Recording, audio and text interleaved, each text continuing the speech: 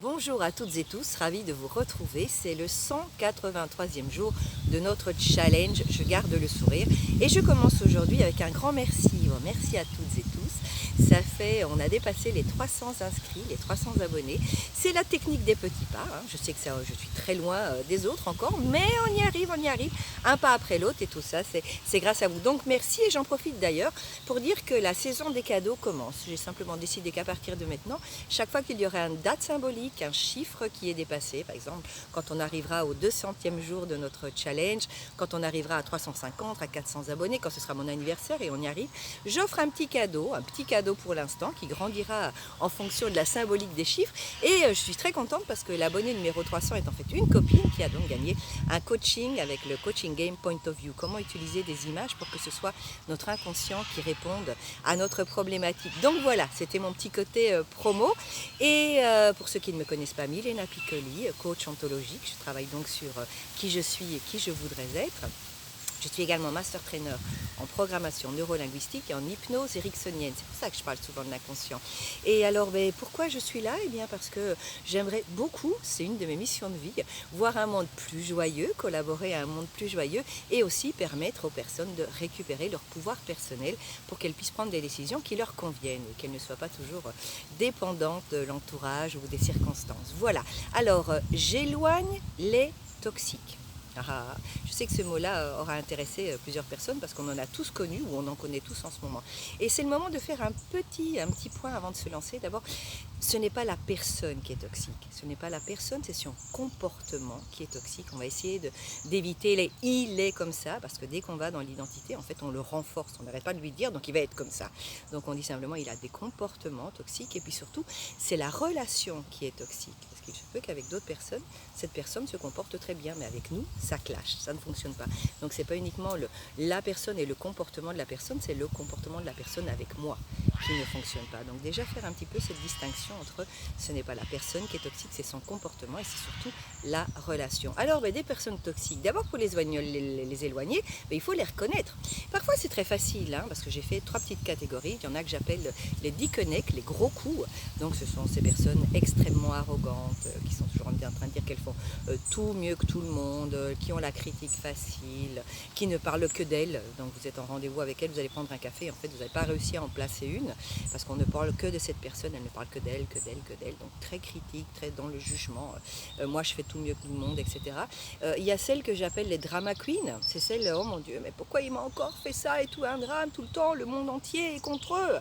Donc ce sont des victimes dans toute leur splendeur, mais en plus qui en font un foin pas possible, et en fait ceux que j'ai appelés les mous, c'est ceux, ils sont toujours démoralisés, ils ne sont pas motivés, tout est contre eux, à quoi bon, etc. Et parfois, il y a un mélange des trois styles dans une même personnalité. Donc ça, c'est un peu pour la théorie et les catégories que j'aime pas trop, parce qu'en fait, il se peut que ces mêmes personnes, avec certaines personnes, ça se passe bien. On aurait même plutôt entendu rigoler, on dit oh, elle est encore là, elle va encore nous faire son cinéma, etc. Et on n'est pas affecté, donc c'est pas une relation toxique. C'est le mot affecté qui est important. Et pour ça, on n'a pas nécessairement besoin de savoir dans quelle catégorie ils sont. Vous devez sentir pour savoir si c'est une relation toxique ou si le comportement de la personne est toxique pour vous. C'est vraiment de comment je me sens avant. Donc quand je sais que je vais voir la personne, est-ce que je suis contente ou est-ce que j'y vais déjà avec un ce petit truc, c'est vraiment physique, c'est vraiment des sensations. Comment je me sens pendant, est-ce que je me sens bien ou est-ce qu'au fur et à mesure de la rencontre, je vais de moins en moins bien? Et comment je me sens après? Donc est-ce que je suis énervée? Parce que voilà, il était énervé et puis bon, les émotions, c'est contagieux. Si il ou elle n'arrête pas de dire que le monde est dégueulasse, voilà, il est dégueulasse et c'est moi qui m'en suis pas rendu compte, donc je suis dans le même état que cette personne et c'est pas mon état normal. Est-ce que je suis plutôt démoralisée? Oh mon Dieu, parce que s'il fait tout tellement bien, ça veut dire que moi je suis complètement nulle. Donc là, il y a aussi un petit problème de confiance en soi. Et c'est un bon insight, comme on dit en anglais. C'est bien de se rendre compte parce que si après avoir vu cette personne, on a toujours l'impression que nous, on n'est pas bien, on ne vaut rien, il y a peut-être du travail de notre côté aussi à faire. Et puis aussi, on peut se sentir coupable. Pourquoi? Si la personne n'a pas arrêté de nous faire sentir coupable, et pauvre de moi, etc., on est un petit peu manipulé quelque part. Et si on y répond malgré tout, c'est qu'on gagne quelque chose. Mais ça, on verra après. Donc d'abord, savoir les reconnaître. on ne peut pas les éloigner si on ne les reconnaît pas. Donc on les reconnaît parce qu'ils font partie de certaines catégories, et surtout, et c'est le beaucoup plus important, de comment on se sent, de qu'est-ce qu'on ressent quand on est avec ces personnes, qu'est-ce qu'on ressent avant, qu'est-ce qu'on ressent pendant, et surtout comment on se sent après. Et puis une fois qu'on est avec cette personne, il y a plusieurs stratégies, j'aime pas trop ce mot-là, mais il y a plusieurs choses qu'on peut faire. D'abord, on peut simplement décider de les calmer quelque part. Pourquoi? Parce qu'on ne veut pas rentrer dans leur jeu. On ne va pas mettre de l'eau au moulin. Pourquoi? Parce que si on est contagieux, si on est contagié par cette manière d'être médisant, de critiquer, bon, on va aller tous les deux dans cette direction qui ne nous convient pas. Et puis nous, après, on se sentira mal en disant, enfin, mais pourquoi j'ai critiqué cette fille non-stop? Je la connais même pas.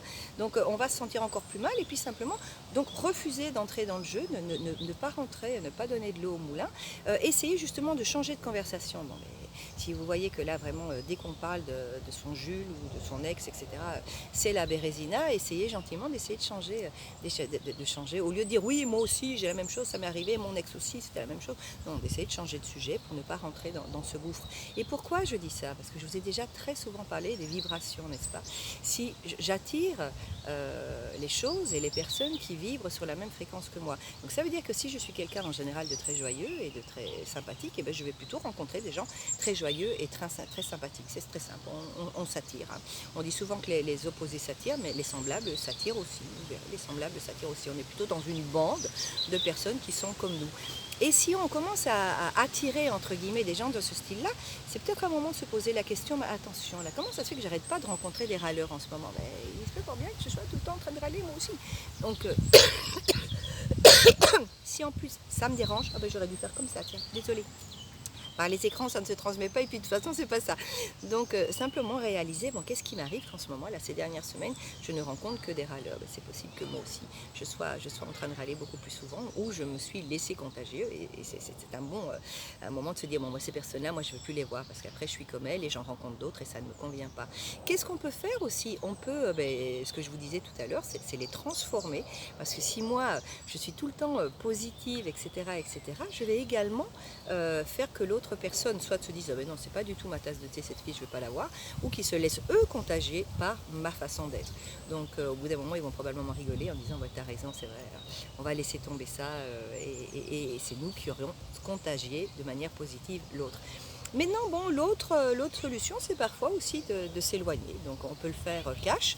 Et là, je vous assure que c'est pas facile, parce qu'il faut avoir une sacrée confiance en soi, il faut avoir une certaine force, parce qu'on peut dire simplement, au bout d'un moment, écoute, moi, ça ne me convient pas. Chaque fois que je te vois, après, je me sens pas bien, etc. Je préfère qu'on se voit plus en ce moment. C'est pas évident, je vous le dis, mais dites-vous, vous êtes peut-être aussi en train de lui rendre un service, parce que pour que cette personne puisse changer, il faut d'abord qu'elle soit consciente qu'il y a quelque chose qui ne va pas. Donc vous vous dites, c'est tellement évident, tout le monde lui dit, peut-être pas.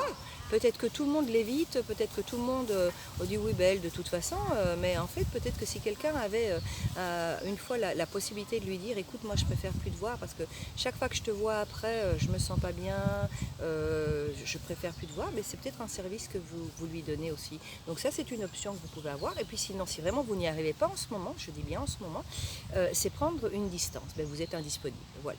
Vous savez, il y a un souci, vous ne savez pas encore trop bien ce qu'il faut faire, vous savez qu'il y a du travail que vous devez faire sur vous-même avant, et donc vous êtes simplement abonné absent. Voilà. Il se peut qu'au bout d'un moment, elle vous dise, dis donc, tu me réponds jamais, tu m'évites ou quoi? Et peut-être que c'est le moment de lui dire, écoute, oui, pour l'instant, j'ai des choses à faire avec moi-même, et vous verrez un petit peu le courage et la confiance en vous que vous avez en ce moment-là, mais en tout cas, vu que cette relation ne vous convient pas, vous y mettrez des distances.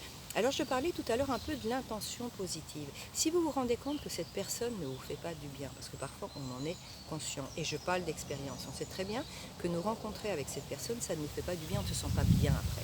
On se sent, dis donc, ils réussissent tout et moi je rate tout, donc on sait. Et qu'on continue à aller voir malgré tout, c'est parce que quelque part, on y gagne quelque chose. Ah oui, c'est dur, hein, les intentions positives. En général, on se prend une claque. Et mais pourquoi, si cette personne, elle te fait tant de mal que ça, pourquoi est-ce que tu continues à la voir? C'est parce que quelque part, je gagne quelque chose. Donc c'est bien, je gagne quand même de l'attention. En râlant, je gagne de l'attention. Oui, c'est très bien, mais il faudrait peut-être essayer de trouver un autre moyen, et c'est ce qu'on fait souvent en coaching, quand on travaille les intentions positives, de quelle autre manière je peux obtenir de l'attention qui ne soit pas en passant par là, ou qui ne soit pas nécessairement cette attention-là. Pourquoi je dois absolument obtenir l'attention de cette personne qui me tape sur les nerfs? Je pourrais peut-être essayer d'obtenir l'attention de quelqu'un avec qui ça va bien, donc on travaille un petit peu pour réaliser où on en est. S'il y a un mot que je voudrais vraiment que vous reteniez, c'est simplement le mot vibration à nouveau, parce que sachez que si vous vibrez sur des bonnes ondes, eh bien ces personnes toxiques, soit elles vont elles aussi se transformer, soit simplement elles n'auront plus envie de vous voir, parce que bon, vous vivrez pas sur la même fréquence.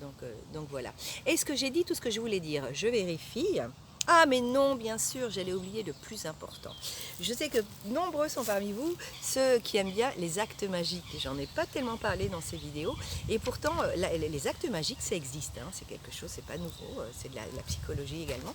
Et les actes magiques, je vais justement vous en présenter un. Alors c'est pas de moi, hein, je l'ai trouvé dans un bouquin de Sévigny pour ceux qui veulent en savoir plus, et je vous montre en quoi ça consiste un acte magique.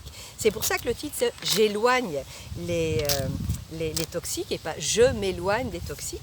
Et bien voilà, l'acte magique c'est le suivant. J'espère que vous voyez sur ce petit bout de papier. Vous allez mettre une bulle tout en haut avec votre nom, une bulle tout en bas avec la personne avec qui ça ne se passe pas bien, un espèce de cordon ombilical qui les rejoint, donc c'est la relation toxique. Et là j'ai mis des petits points au milieu, et qu'est-ce qu'on fait? Eh bien on déchire. Donc symboliquement, on est en train de faire un acte magique. Symboliquement, on déchire la relation. Ça ne veut pas dire qu'on n'aura plus de relation, mais ce ne sera plus une relation toxique. Peut-être que ce ne sera plus de relation du tout. Parfois, il faut passer par là aussi. Et on renaît et on construit quelque chose de bien mieux après. Donc voilà, j'ai de mes petits bouts. J'ai mis Léna, j'ai mis Alfred de l'autre côté. Hein. Personnellement, j'en connais pas. Mais je l'ai fait avec des personnes que je connaissais. Et oui, ça fonctionne. De toute façon, dès qu'on y croit, ça fonctionne. Donc si vous le faites en disant c'est quoi cette connerie, ça ne marchera jamais, eh bien c'est une connerie, ça ne marchera jamais.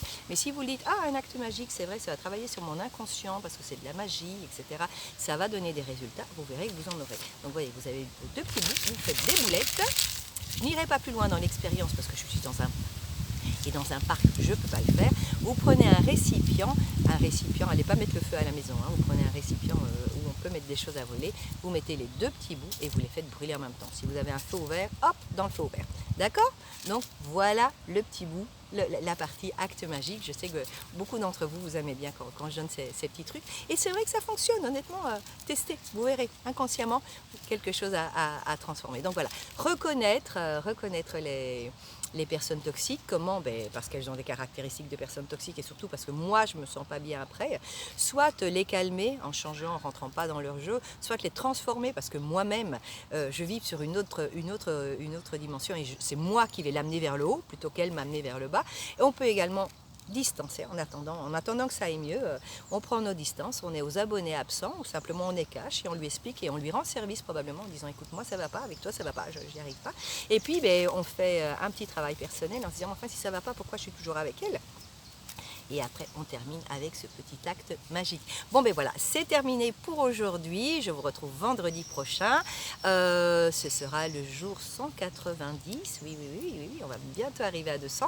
Et comme toujours, hein, vous vous abonnez, vous likez, vous commentez, vous partagez. En fait, vous faites tout ce que vous voulez pour que ces informations puissent arriver aux personnes à qui ça peut servir. Voilà, à la semaine prochaine.